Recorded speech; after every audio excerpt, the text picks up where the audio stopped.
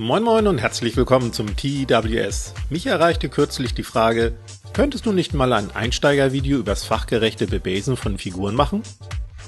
Klar, kein Problem. Daher sind die folgenden Minuten besonders allen Einsteigern gewidmet, die neu ins Tabletop-Hobby kommen und die Sockel ihrer Spielfiguren schnell und schick gestalten wollen. Aber dafür müssen die Miniaturen natürlich erstmal auf die sogenannte Base kommen.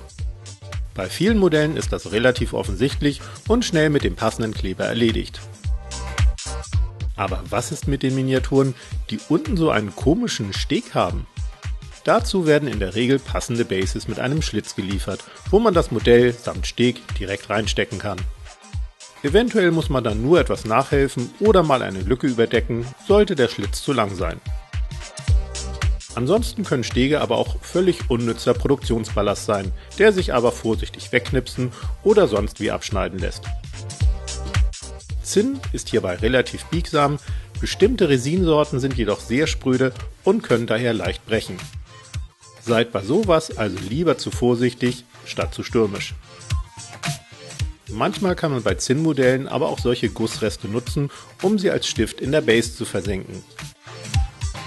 Oder man bohrt feine Löcher in die Füße der Miniatur und klebt den Draht einer Büroklammer als Stift hinein. Wie sowas funktioniert, ist im obigen Video verlinkt. Auf diese Weise haben eure Modelle nämlich zusätzlichen Halt auf ihren Bases. Ich habe das zuletzt bei meinen Infinity-Miniaturen so gemacht, um mich nicht nur auf den Sekundenkleber auf der Korkschicht der Base verlassen zu müssen.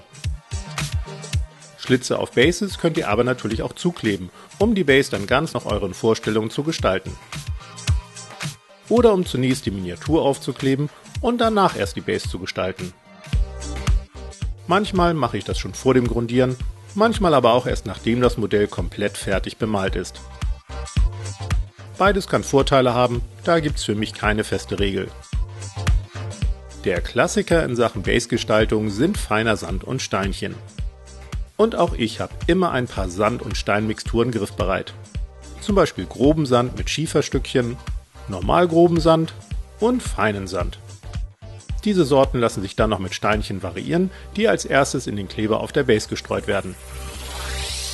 Ich nehme dafür meist Holzleim und einen feuchten Pinsel, um den Leim zu verdünnen und besser verteilen zu können. Aber natürlich geht auch flüssiger Sekundenkleber, wobei ihr dann natürlich keinen Pinsel zum Verteilen nehmen solltet. Außer ihr wollt den Pinsel danach wegschmeißen. Bei diesem Modell verzichte ich mal auf Steinchen und streue nur groben Sand über die Base. Macht das wie ich, am besten von oben, und tunkt die Base nicht einfach in den Sand, denn so habt ihr die optimale Kontrolle. Strukturpasten sind ebenfalls prima, um Bases zu gestalten. Und die Auswahl ist riesig.